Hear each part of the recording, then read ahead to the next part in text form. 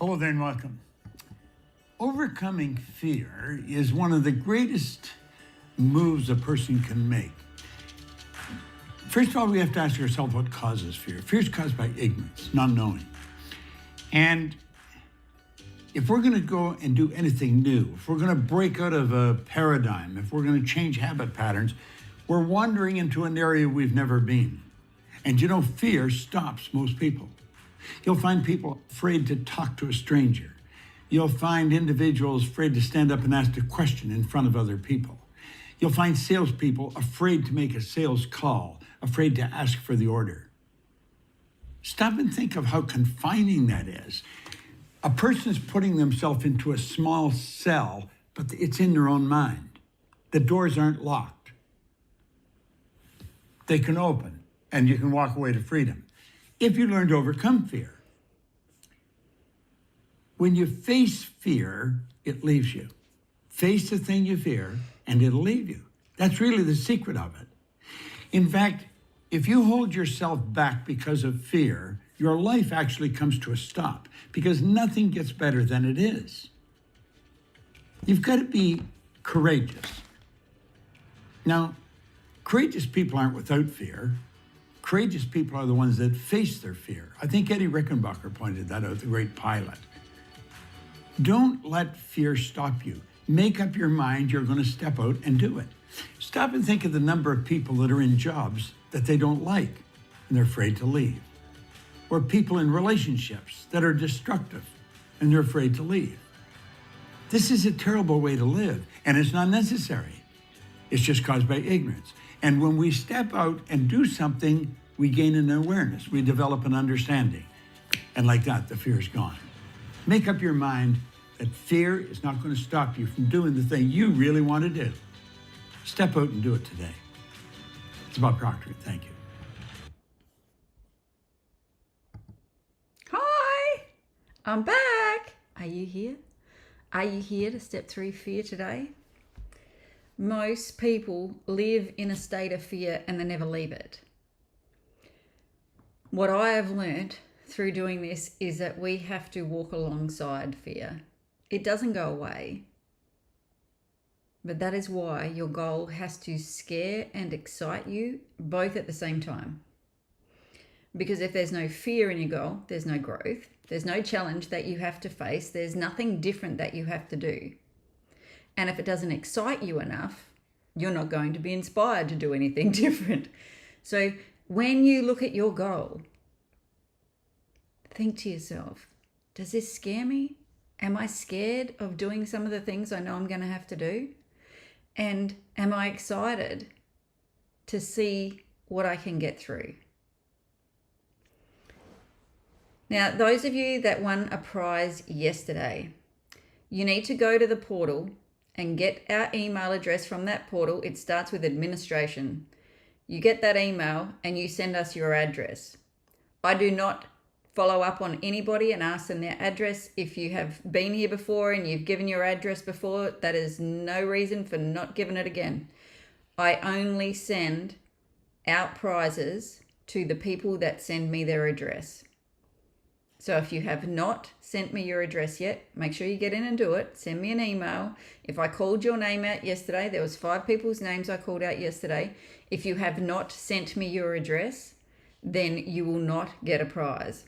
Now, there's a few people on this training that were here last month with the training that I did. I do these trainings quite often. And they've started receiving their prizes. And they're like, oh my God, Polly, I can't believe you give us so much. Well, that's what this week is all about. I give you everything. I give you all the tools so that you can change your life, so that you can start to begin to understand who you are, what makes you tick, and you can step out of the prison that you've put yourself in. Or if you've never been privy to this information before, that you were put in as a young being and have never had the ability or the knowledge of how to step out of that. Now, most people slam up against fear, but I want to give you something about fear. You're only born with 2. Get that. You're only born with 2. There's about 30, there's like 6 fears 6 main fears, and then there's 30 odd reasons for failure. One of the biggest reasons for failure is fear. You are born with 2. One is fear of loud noises. You ever see a little baby and it's having a sleep and maybe a door slams or something and they go, oh. They have a fear of loud noises. Loud noises means danger. And maybe I need to run. And of course they can't run, so it's just a fear. It's a mechanism for survival. A tiger making a noise, a lion roaring, dogs barking, bombs. Like, you think about it, air raids and that just, like, it's a signal. Okay, we have to do something different here. We have to run or take cover or something. Then the other fear is a fear of falling. They're the 2 fears that you came into this world with. The rest of them were gifted to you by the people around you. Your parents, the people like maybe your brothers and sisters, your grandparents at school, watching movies, watching TV. All of these things were gifted you by those 2 fears. Now, I was gifted a lot of fears. I had a fear of frogs. I had a fear of snakes. I had a fear of heights. I had a fear of saying the wrong thing, doing the wrong thing, other people's opinion, what they might say. Oh, like, fear stopped me in my tracks so much. And the only way through fear is having something on the other side of fear. So you think about this, having a goal on the other side of fear that you want more than you want what's on this side. That's why you've got to have a goal that inspires you, that makes you feel excited, and that scares you at the same time. Because if we don't have to go through fear, and we call this the terror barrier in my business, if we don't have to go through fear, there's no growth attached.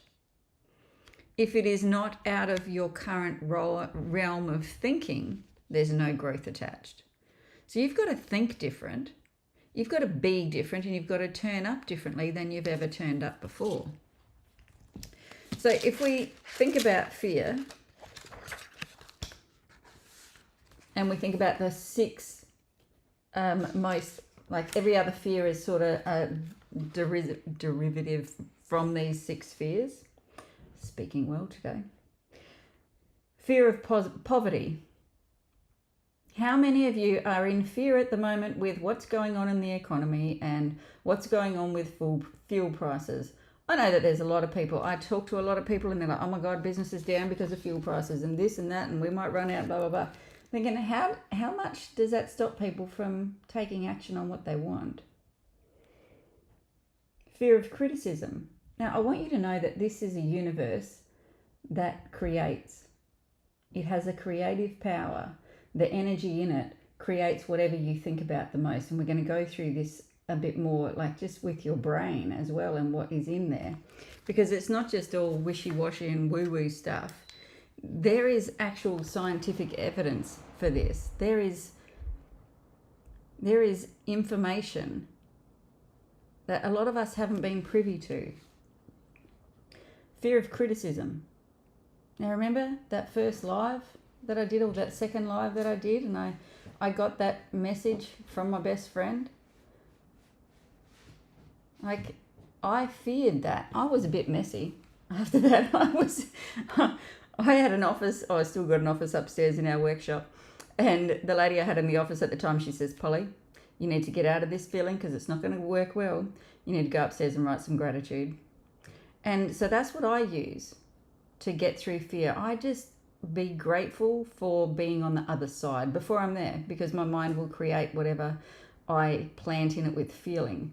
Gratitude is one of the highest feelings of the universe, right? So love is the highest. Gratitude and appreciation, thankfulness, they're pretty close up there. And so the clients that I had at the time, I think I had 17 or something at that time. So I went up there and I wrote gratitude for every single one of them. And that got me through it. I'm going to talk a bit more about gratitude today too. Fear of ill health. The only way that you can get through that is make health a priority. I was having a text message with some people this morning because, look, I tell you, I've just completed an 84-hour fast. So my last meal was Saturday. Now, I came into this with fear. I'm like, oh my God, I'm going to make this. I've got a training to do, but I've got things that I've got kids coming over for dinner and stuff on the weekend. So I thought, okay, I don't want to do it then. When can I fit this in? Because it was part of something that I was doing. I thought, okay, has to be Sunday, Monday, Tuesday, and I'll break it on Wednesday morning.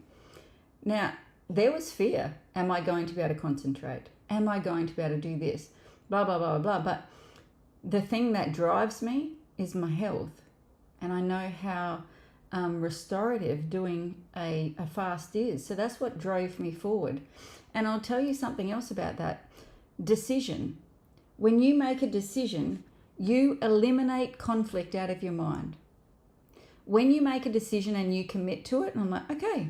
Now, there was times yesterday. Yesterday was the hardest day. Yesterday afternoon, after I finished this live, I was like, whew, the kids all cooked up something different here in this house. And I was just like, oh my God, that just smells delicious. I'd made a decision. I made a decision that I was doing 84 hours. So 10 a.m. this morning was when that fast was going to be broken.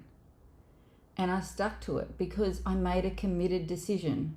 Remember what I said yesterday? Some people make a decision. Yeah, I'm going to go there when the time is right, when the economy is different, when the kids get out of school, when hubby allows me or my wife says yes, when blah, blah, blah, blah, blah. Like there's so many things that people base making a decision on. And indecision is one of the most destructive things to our body. When we sit in a place of indecision, we bring in dis-ease because we're going from one idea to the next. Should I, shouldn't I, do it, don't do it, leave, go, like just backwards and forwards all the time. That is a very conflicted state. And when we stay in that state for too long, and some people stay in there for decades, and we sit in fear and procrastinate, it leads to disintegration. So think about your health and making decisions and stepping through fear, because it's the best thing that you can do for your health. Fear of loss of love of someone. Now, it can be a bit hard when you lose a friend. Like I've lost a couple of good friends from doing the work that I do. I've had other people say to me, you intimidate the fuck out of me, Polly. I just can't be around you because I feel like blah, blah, blah, blah, blah. Like you're going to judge me or something like that. And it's like, I can't judge you. Only you can judge you. And like everybody is doing the best they can with what they've got. And then the fear of old age. You know, some people, like some companies, make a whole lot of money out of people's fear of old age. You know, and sitting in indecision and judging yourself and those sorts of things, they bring it on pretty quick. Fear of death. Now, you know, sometimes you can group a couple of these together, and I'll tell you a story about that. Like it was in, it must have been in 2001. My husband and I, we weren't married then, but Craig and I went down to Perth for a holiday, and we went to the Gloucester tree, the bicentennial tree I like to call it because I'm not really good at saying that word. Anyway, we went down there to Albany and we were gonna climb this tree. And I was like, yeah, how cool. All rigged up to get up this tree. And I got there. Craig went ahead of me, and he's just like a mountain goat sort of thing, like a monkey. He just climbs this thing.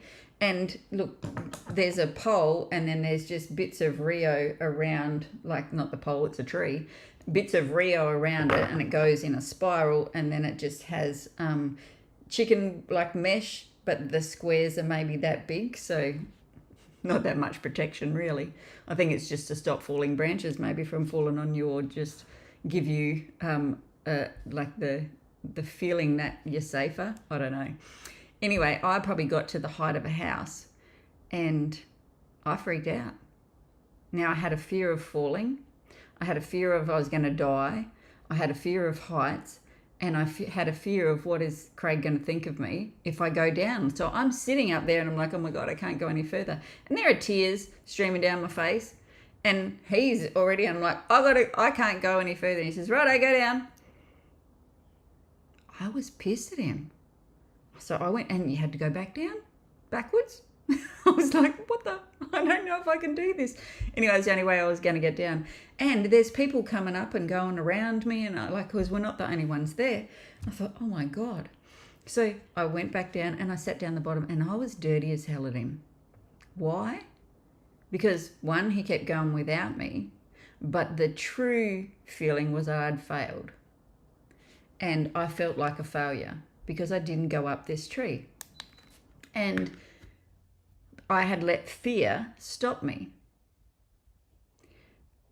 It was like, I think it was like 2012 or 2011. We went over to, I was born in Wyndham in Western Australia. So we went to this place called the Grotto, which is halfway sort of thing between Wyndham and Kununurra. And there's stairs going down to the water. No handrail, no anything. And, I just was wanting to just flatten out on the ground there, and I didn't go. I sat in the car while they all went down and had a great time swimming. And so I felt isolated, and I didn't like that feeling. All these fears were stopping me from having fun with my family and doing things that grew my belief in my ability. So in 2019, because 2019 I started this business. I had worked with Bob Proctor for 6 months, and we went down and did that same holiday. This time I've got 3 kids and still got the same husband. And we went to this same tree. Now, being the mum, my husband would be able to go a lot faster, and I knew that I would be at the end. I'm climbing this tree. Now, the night before, I was a bit worried. I was sitting there like, I don't know if I can do this. This is really scary. Like, I have still got some of these fears, and I still had that image of the failure that I was back in 2001. Like, this is 18 years later. And I thought, okay, we're just going to do it. Just take it one step at a time. And so when I got to this tree, I let Craig go first. Hannah said, no, I'm not doing it. Maddie went next, and Ryan went ahead of me. Now, he did what I did. He got to the top of the house sort of thing height and said, I can't do this, Mum. I said, I understand completely. But for me to get off the ground, even I had to tell my hands and my feet what to do. Now, I had to talk to myself the whole way too, like, you can do this, Paul, you can do this, it's okay, you can do this, come on, just keep going. And I sometimes had to say, now just let go of that hand and let go, like I'm getting sweaty hands just thinking about how afraid I was. But just take a hold of that one. Now move your feet. Now the only way you're going to fall if you let go is so you're not going to let go. You're just going to keep going. So when my son said, Mum, I can't go any further, because I'm close to the tree, so is he. And I thought, oh, now I've got to let you down. So I have to move over to the edge so that you can stay close to the tree, because I'm the mum, hey? I've got to keep my kids safe. So I moved over, and he went down, and I said to him, don't beat yourself up over this, mate, because it does take some conditioning of your mind and learning what fear is. And which I've taught him since, and he's just like, yeah, that was scary. But Mum, I can get through fear now because we've worked on this, and I've taught him, as soon as you face that fear, and the part where there's the maximum amount of fear is when, the fear, there should be the maximum amount of fear, is just before you take action. Once you start taking action, that should be the scariest part. It's gone. So action eliminates fear. A lot of people don't know that. And they just let fear control them. I did for years. Afraid of frogs, afraid of snakes. We ended up having pet snakes. Now I can pick up a frog and relocate it and help it out whenever I find one, in the toilet or in our house or something. But there's fear around us all the time. It's knowledge that helps you eliminate fear. And how do we get that knowledge? We start facing fear. That's a bit windy. Blow myself away. Now, a belief in limitation is the only thing that causes limitation. You are in control of your results. Your belief system is what you're going to take action from. But also your belief system is created when you take action.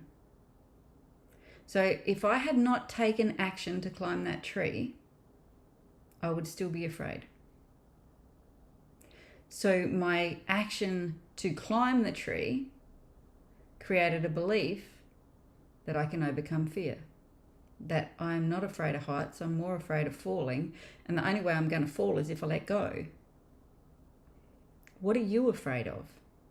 I want you to write it in the comments. What are you afraid of?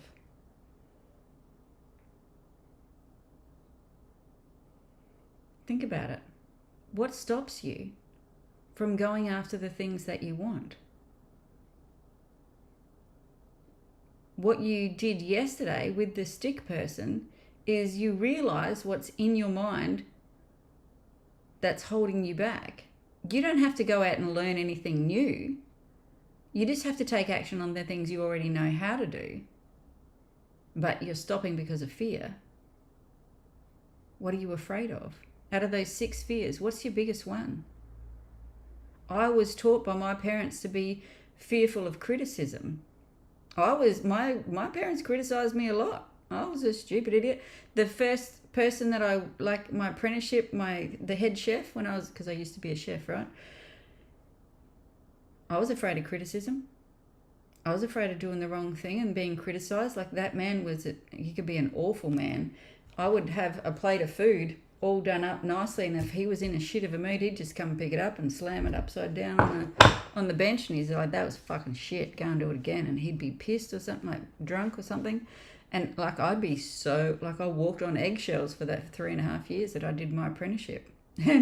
And I was told not to get in a relationship, and I went and did that. Like I did some stupid shit. Anyway, what are you afraid of?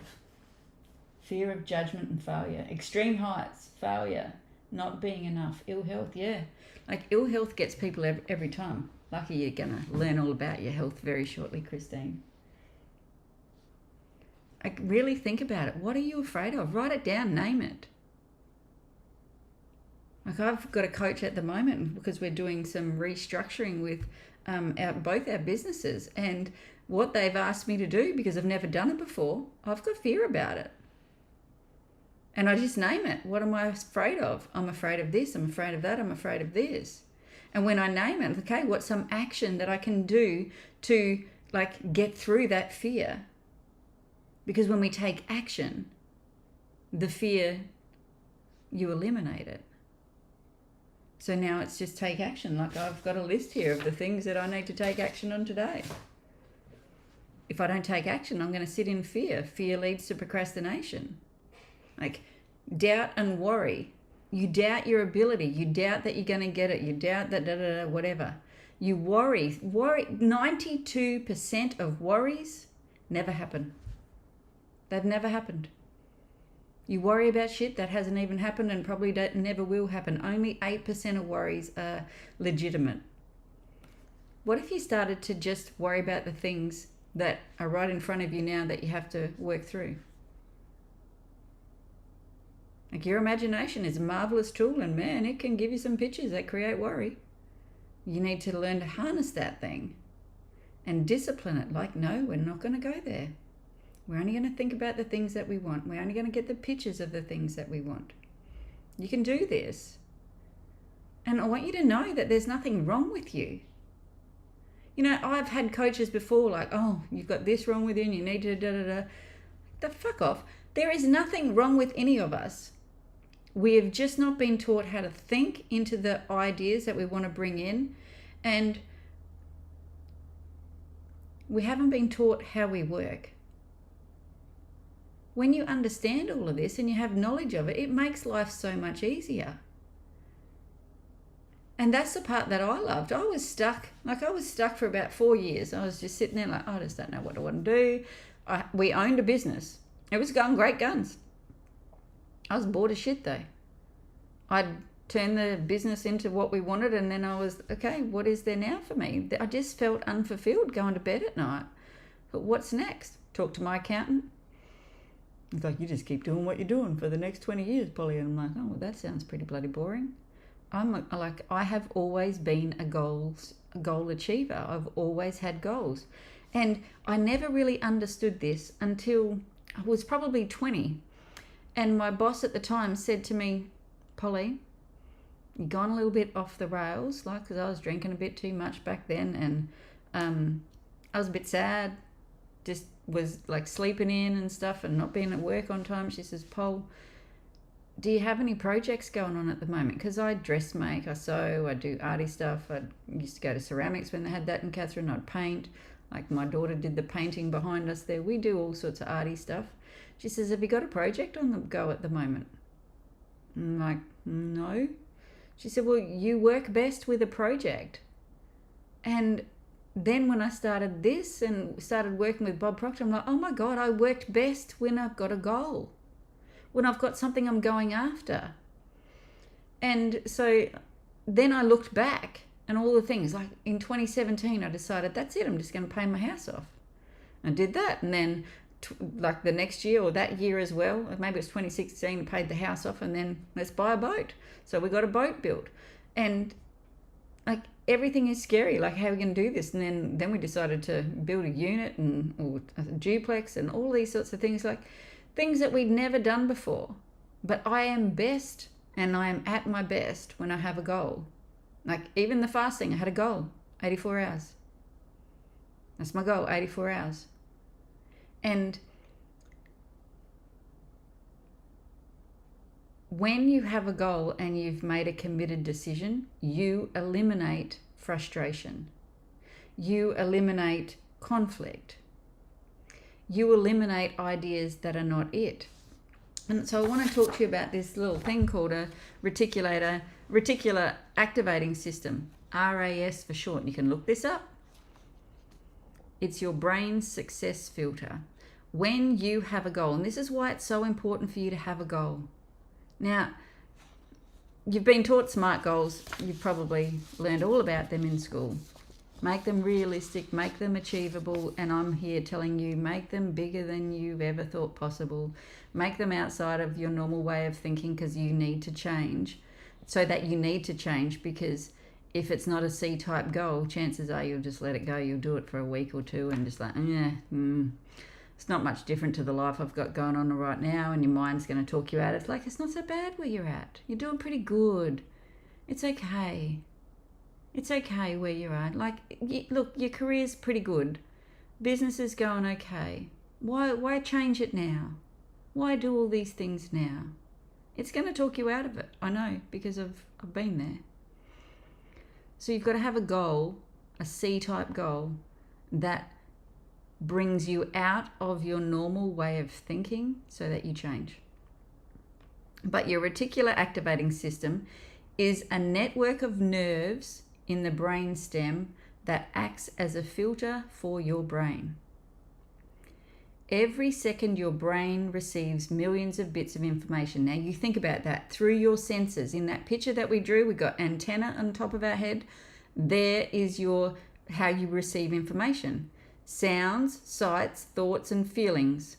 Your RAS protects you from overload by deciding what information gets your attention and what gets ignored. Your RAS does not decide what's important on its own. It follows your dominant thoughts, your goals, and beliefs. What are your dominant thoughts? What do you think about most of the time? You become what you think about most of the time. If you're thinking about doubt and worry and worrying about things, you become a worrier. If you think about your goals and strive for your goals, you become a goal achiever. What would you want to be? Whatever you consistently focus on, you start to notice more of. What's good in your life?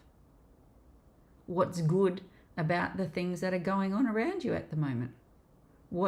Can you turn what you conceive as negative and turn it into a positive? Your RAS filters based on what you focus on. Your brain is always scanning your environment to match your focus. So when you focus on a goal, guess what you're looking for? Guess what it's looking for? And remember, this isn't something that you have to focus on. It does all this work for you. It's like, oh, she's thinking about this all the time. Let's give her more of that. Let's just show her that, give her the evidence of what she's thinking about. If you focus on problems, you will notice more problems.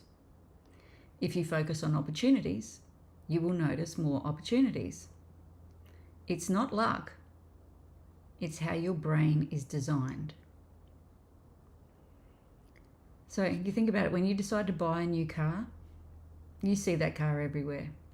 When I decided to buy that Kluger, there was Klugers everywhere.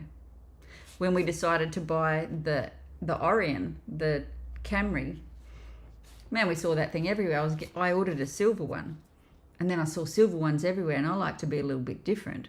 So then I went back in. I said, okay, now give us the black one. Change the colour, please, before you order that and before they start making it. I want a black one. So then, what was it, 4 years ago, I decided, fuck it, I'm going to buy a Porsche. Now, I have wanted a Porsche since I was 14, 15, whenever Beverly Hills 90210 was on. I fell in love with Dylan. He had a Porsche. I always fell in love with the bad boys. Anyway, he had a Porsche, and I thought, oh, I want one too. But you know what? All these things that I tell you to do, I didn't do it. I had it cut out, and I decided I was going to get this chocolate brownie coloured one, and I'd never gone and sat in it though. I was too scared. I was way too scared. So I was riding it. I wasn't taking action though, because fear was stopping me. And then one of my friends one day, I was down here in Adelaide, and because there's no Porsche dealer in the territory, right? Polly, let's go, because she knew my goal. She said, let's go to Porsche and let's just do some dream building, hey? And I'm like, oh God. And my self-image was not up to there. We talk about self-image on Saturday. The Polly that I was didn't have the image that she could do that. She didn't have the belief. She didn't have it was just actual belief. I did not believe that I could do it, and I couldn't see myself as good enough or deserving enough to do it. And she wanted to go and let's just go and sit in it. It's like, holy shit. Anyway, so I went there, and it was quite fun. It was a fun day. It was a fun few hours. We went there, and they're trying to sell me this one, and like the boots like this, you could probably fit an esky in it. And I said, okay, let's just get one thing straight. I travel a lot, and I travel with baggage, like 3 bags or 4 bags normally, not an esky. So, and I need a bigger car, and I've always had my heart set on a Porsche Cayenne. So he's like, okay, let's go look at them. Now he went and sat me in a GTS, which goes boom, boom, boom, boom, boom, boom, boom, boom, boom. So I fell in love with that. So I thought, let's go build this car. Had no intentions of buying it then and there. Anyway, I walked out of that dealership after I'd built my car and fell in love with it, and I paid a deposit, and I walked out, and it was ordered. Now, do you think I was shaken? Yep. Did I live in fear? Yep.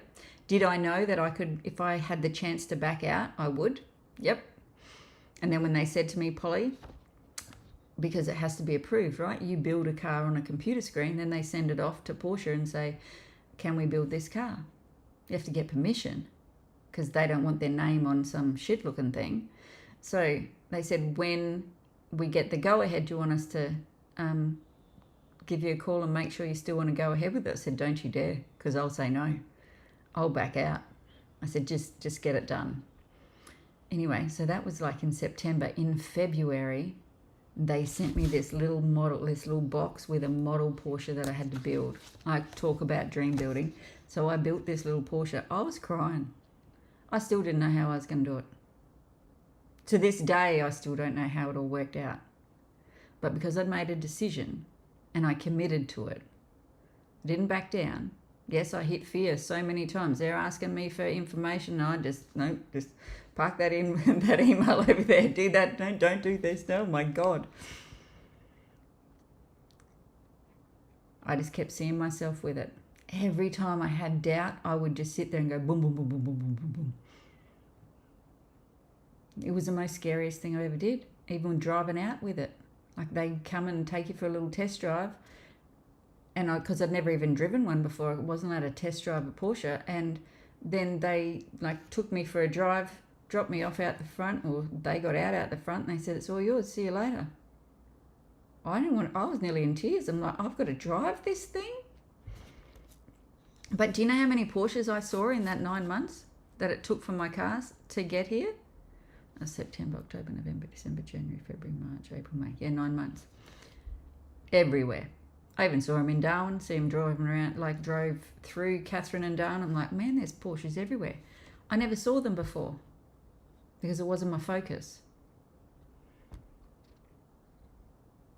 You don't see the world as it is. You see the world as you're programmed to notice. A clear goal tells your brain what to look for. Without a goal, your RAS has no direction. With a goal, the RAS begins searching for ideas, people, resources, and opportunities that supports your goal. This is why clarity is so powerful. Now, I didn't choose a brown one. I chose a champagne-coloured one. It was nothing like I'd pictured, but I fell in love with a whole new one. The one I had been dated maybe 5 years before. They didn't make that colour anymore. Clarity changes everything because it gives your brain instructions. So all of you guys that have been putting your goal in the chats, and I mean in the Facebook group, we only want to see them in the Facebook group. Everybody that's done that, and we've asked you to be more specific, it's so that you start to see evidence. It's so that you start to bring it into your vision. You can only see what you think about most of the time. And if you've got wishy-washy, some days you'll see it, some days you won't. And you're just like, oh, that's not it. And that's not, oh, I don't know. Is that quite it? When you're clear and you're specific, you have to, it has to do this for you. This is what it's built to do. Now, get this. Your RAS responds strongly to repetition and emotion. Now, this is your subconscious mind as well. Repetition over and over and over again. And emotion. Feel like you've got it. Boom, boom, boom, boom, boom, boom, boom. That just made me feel like, okay, I can do this. I can do this. I had pictures of it on my phone. Everywhere I looked, it was just flooding my mind so that, yes, this is my car, this is my car, this is my car. I had pictures of the dash, and then I even cut one out and had it on the dash of my Lexus back then, so that every time I hopped in, and I did that with my Lexus too, I just wanted red interior leather. So when I was driving my Kluger, I'm thinking, I had this little red interior leather. Every time I hop in, I just pretend I'm driving this red interior. And then I'd see it everywhere, hey? The more often you think about something, the more feeling you attach to it. So you may not have the feeling straight away, but the more often you think about it, the emotion grows, the feeling grows. The more your brain recognizes it as important, the more feeling you have. This is why daily habits matter. Now think about this. This is what you've got to make as your daily practice. Writing your goals, reading your goals, visualizing your goals, speaking your goals, taking small actions towards your goal every day. If you are not an action taker, you're a procrastinator. These actions send clear messages to your brain. It's telling your brain, this matters, pay attention. And what you repeatedly think about with emotion becomes what your brain searches for.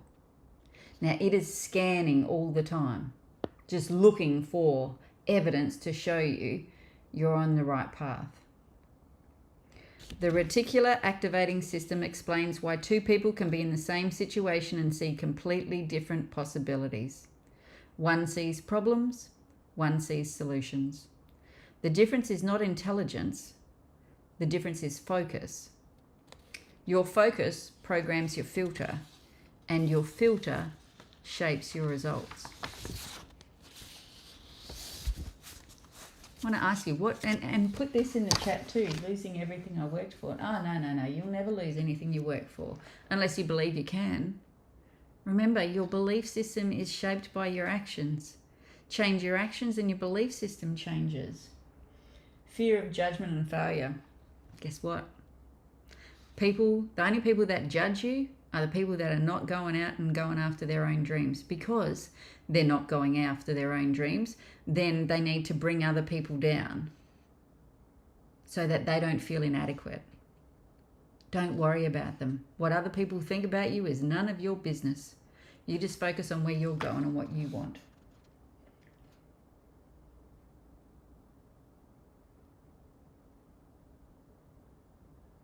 Oh, well done.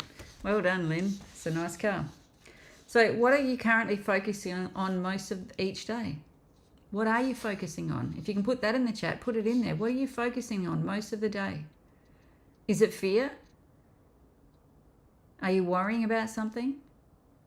Or can you shift it over and come from absolute faith? Faith in your ability, because now you know you've got some knowledge here. Whatever I think about, I bring about. If I think about worry, things that I worry about and doubtful of myself, then that's all I can bring to myself. So can I shift that over to faith? And what is faith? Faith, got it here for you. Faith is the substance of things hoped for, the evidence of things not seen. Can you have absolute faith in something that you can't see? Like, I go to the sun and the moon. It can be pitch black at night time, and I can look at the time and it's like 1 a.m. Okay, the sun's going to come up in 5 hours or 4 hours or wherever I am, however many hours, the sun will come up. I just borrow that faith that I have, knowing I can't see the sun, but I know it's going to come up tomorrow. And I borrow that feeling, and then I think about my goal. Boom, boom, boom, boom, boom, boom, boom. That got me through so many things, like, oh my God. So I've got another question here. Is your focus helping you move towards your goal or away from it? Some people want to just shrink their world down so that they feel more comfortable. Get uncomfortable. There's no growth in comfort. Get uncomfortable. Make your world bigger than you ever thought possible. See yourself bigger than you ever thought possible. Like, I live in a small town, 5,000 people. I got the only Porsche. Now, I'm not saying that to show off. I'm just telling you that it doesn't matter where you live. It doesn't matter what you come from. It doesn't matter if you had a successful family or a very wealthy family. I came from not much at all. Your thinking is what you have to learn to discipline. Your feelings, you have to learn to train. And this is who I am. This is what I'm focusing on. And then you've got to train your will. This is where I'm going. And you've got to learn to do affirmations.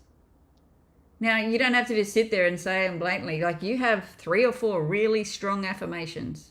I wrote mine on the stick person yesterday when I posted mine.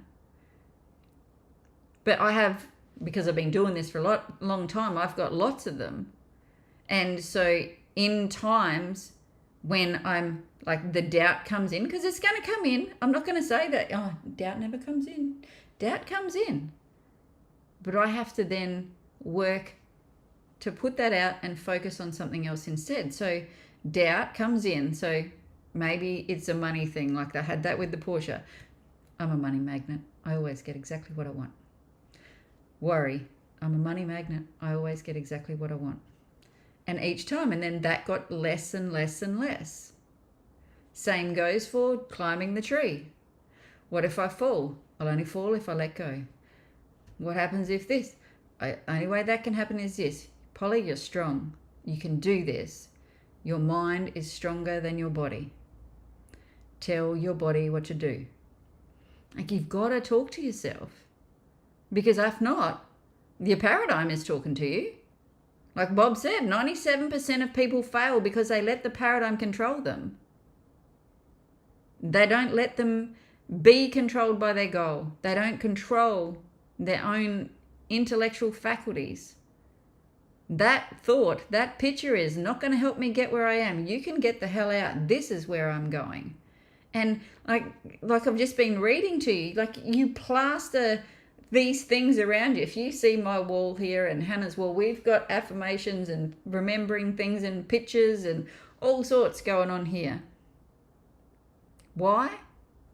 Because if we don't intentionally put ideas into our consciousness so that then they can filter into our subconscious mind through repetition, my paradigm is like, it is throwing up thoughts into my consciousness.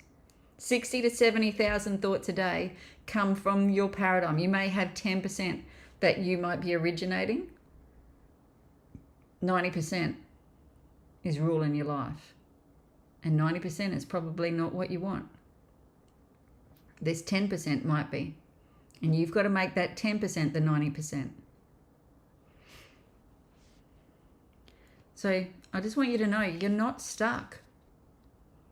And you're not limited. You're just filtering. And you're filtering to align with your normal thinking, your everyday thinking. You've got to change your everyday thinking. Change your focus, and you change what you see, what you notice, and then what you act on. So think about that. What do you want your brain to start noticing more of?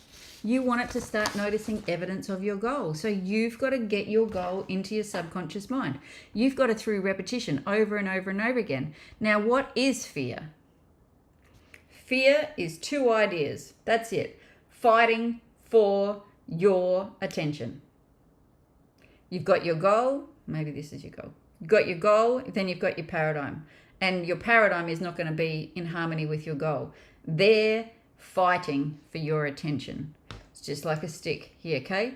One end's your goal, one end's your current circumstances. Your current circumstances are not going to be in harmony with your goal, because your goal is a C-type goal, so it's way out of your current realm of thinking and of your results. So you want to focus on your goal. And like I said, deny the evidence of your senses and then borrow faith. You have faith in so much, but you're probably not using it in the right way. Go back through your life and look at things that you've wanted and how that they've come through.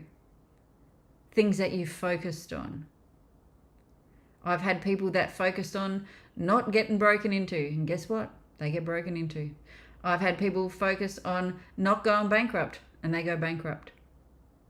Instead, you focus on creating abundance. You focus on the income that you want. You focus on the lifestyle that you want. You focus on the love that you want. You focus on the attention that you want. You focus on what you want. And do not look at the results and make them be how you feel. Make the process be what you focus on.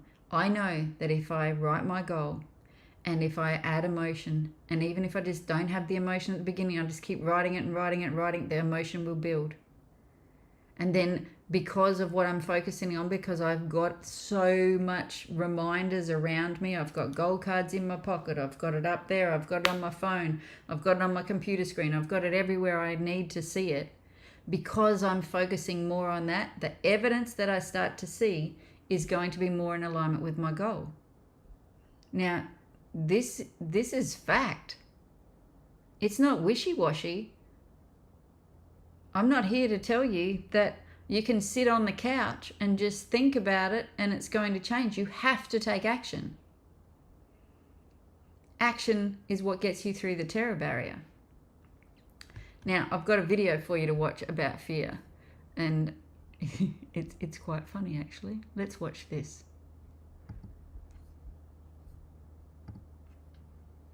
Oh, wrong one. Hang on a moment.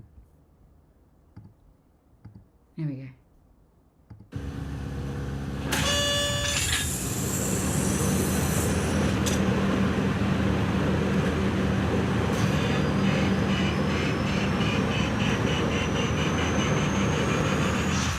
Skydiving is a really interesting confront with fear. I gotta stand up. I gotta stand up. You go out the night before and you take a drink with your friends and somebody says, yeah, we should go skydiving tomorrow. And you go, yeah, we'll go skydiving tomorrow. Yeah, yeah. And you go, yeah. And everybody goes, yeah. And you go home, you by yourself, you're like, Right? You're like, well, I mean, they was drunk too. So then that night you're laying in your bed and you just keep, and you're terrified. You keep imagining over and over again jumping out of an airplane and you can't figure out why you would do that. So you get there and then you have this safety brief and you're standing there and the guys will tell you, well, if the chute doesn't open, what's gonna happen is well, why the hell, what could happen? So you get onto the airplane and you're sitting there and you know, it's extra because you're sitting on some dude's lap, some stranger, trying to make small talk. Yeah, man. So you be jumping with people all the time, huh? So you fly and you go up to 14,000 feet and somebody opens the door. And in that moment, you realize you've never been in a freaking airplane with the door open. Terror, terror, terror, terror. And then people start going out of the airplane.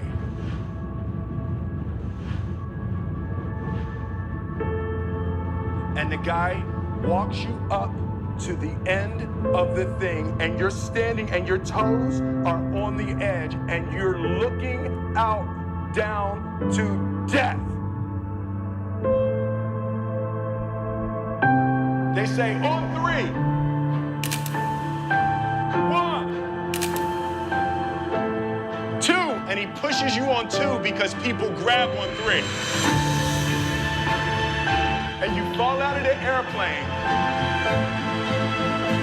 and in 1 second, you realize that it's the most blissful experience of your life. You're flying. There's 0 fear. You realize that the point of maximum danger is the point of minimum fear. The lesson for me was, why were you scared in your bed the night before? What do you need that fear for? Everything up to the stepping out, there's actually no reason to be scared. And then in that moment, all of a sudden, where you should be terrified is the most blissful experience of your life. And God placed the best things in life on the other side of fear. That was my experience with skydiving and fear. That video always makes me smile. And, you know, I went and skydived, it was a few years ago now, maybe a couple of years ago, 3 or 4 years ago now, for, I think it was supposed to be Father's Day or Hannah's birthday or something. We ended up going Father's Day because of COVID. But, you know, overcoming fears makes you feel powerful. And I am an empowerment coach. I want people to feel empowerment and feel empowered. And how do you do that? You take action. You look fear in the face and you go, okay, rightio, we're doing this. If I fear it, what I want is on the other side of it. So I have to take action. And as soon as I take action, I'm going to get closer and closer to this. Now, you might have to face fear a lot of times. Depends how big your goal is. I remember when I went in and got that Porsche, like the first payment didn't come out of my bank account. And for days it didn't. And I thought, oh my God, they're going to come. And every time there was a knock at the door, I thought they're coming to repossess it because I hadn't taken a payment out. Then I went like, I wouldn't read the contract because I was so scared of what I'd just put myself into. And then I read the contract. I'm like, it doesn't come out till next month. That's fine. And then for a little while there, each month I would be in fear. Can I do this? Can I make this happen? I've never spent that amount of money on a car before, and I've never had to have that much money come out of my bank account each month. Can I do this? Yes, I can. Of course I can. If I just focus on doing it, then everything around me will shift so that I can see the ways how I can do that. Fear is your friend. Like he said, God placed the best things in life on the other side of fear. What are you going to do today to step through fear? I've got something for you to do. But I want to ask you first, those of you that haven't put your stick person in the Facebook group, why not? What are you afraid of? Afraid of criticism? Afraid you might get it wrong and you have to get it perfect?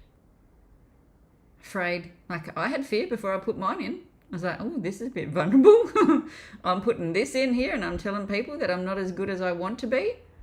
Like, that's something that we look at and judge ourselves on sometimes. It's like, hang on a moment, Paul. Look where you came from. Look at how well you've been doing. Look, like I had to do something for my financial thing the other day, and it's just like, they said, how much have you made in your business? And I said, I don't know. They said, well, maybe you need to find out. So I looked back through since the day I started, 2.67 million. I thought, holy shit. This little girl from Catherine. Little girl. But I'm not here to brag. I'm here to show you that if I can do it, you can. I was shit with money. But since the age of 11, I've always wanted it. I've always wanted more of it. I've always wanted to be able to do what I want, when I want, how I want, and with nobody stopping me. So because I have that attitude, I look for opportunities. You can do that. And you probably already are, but then you're afraid to take the action on it. Have faith in yourself. And how do we build faith? We have to take action, because then the action changes our belief system. Because you have a belief, I don't know if I can do that, and take action like, I can do that. That's awesome. Look at me go. This is a process. But you know what? It's hard if you just have to do it on your own. And like, we're in a group at the moment where we've all just been doing the best we can with a fast and making decisions, and the love and support of a community all doing the same thing, all taking fear by the balls and saying, hey, sorry mate, out of the way here, I'm doing this. But when you have a community behind you, this is why. Think about this in Think and Grow Rich, in the persistence chapter that I read out. A friendly alliance with one or more persons who will encourage you to follow through with both plan and purpose. Procrastination is a product of fear. If you're procrastinating, I know you're afraid. I have one lady, she's probably watching and she'll be like, Polly, shut up. But it took her 8 months to take action on her goal. And then when she took action, she's like, oh my God, why didn't I do this 8 months ago? And you're probably going to do the same thing. Take it now. Don't sit in procrastination. Procrastination is a killer of all dreams, all hopes and wishes. Now, there's something here that I wanted to read to you in faith. I've underlined it. Okay, so here's a little poem out of this book, okay? If you think you're beaten, you are. If you think you dare not, you don't. If you like to win, but you think you can't, it's almost certain you won't. If you think you lose, you're lost. For out of the world we find, success begins with a fellow's will. It's all in a state of mind. If you think you're outclassed, you are. I lived in that place for so long. You've got to think high to rise. You've got to be sure of yourself before you can ever win a prize. Life's battles don't always go to the stronger or faster man, but sooner or later the man who wins is the man who thinks he can. What do you think about? Are you thinking about winning? Or are you worrying about what could happen, what could go wrong? Here's another little bit of fear, right? This is out of Think and Grow Rich. Somewhere in your makeup, perhaps in the cells of your brain, there lies sleeping the seed of achievement, which, if aroused and put into action, would carry you to heights such as you may never have hoped to attain. Just as a master musician may cause the most beautiful strains of music to pour forth from the strings of a violin, so may you arouse the genius which lies asleep in your brain and cause it to drive you upward to whatever goal you wish to achieve. You can do anything. You can have anything. You can be anything. It's all in the state of your mind first. Believe and you will achieve. Grow your belief by taking action. Now, today's action. Now, I'm not doing a draw today because there wasn't enough of you that put your stuff in the group. We want more in there. Step through fear. Tomorrow I'm going to draw 10. So today, to take action on, to step through fear, you're going to do a live in my Life by Design Facebook group. A live. And you're going to tell us what you learned. It only has to go for 60 seconds. So it's only 60 seconds. As soon as you press the button, your fear goes away. I want you to know that. Just like as soon as you step through the fear, it goes away. As soon as you face it. Now, it could take you sitting there like, oh my God, I've got it ready to go. But if I just can't press that live button, just fucking press it. Do a live. And talk for 60 seconds about what you've learnt this week. And then sit with that. After you've done it, after you've ended it, sit with that and think, how do you feel? Do you feel like you've achieved? Do you feel proud of yourself? Do you feel like you can conquer anything once you start? And then think about the next thing that you're going to look fear in the face of. Now, if you are pretty easy with doing lives, like most of my team and the people I work with are, go and do something that you're afraid of and that you've been putting off or procrastinating against. Go and do it, then come and tell us about it in the live and tell us what you've done.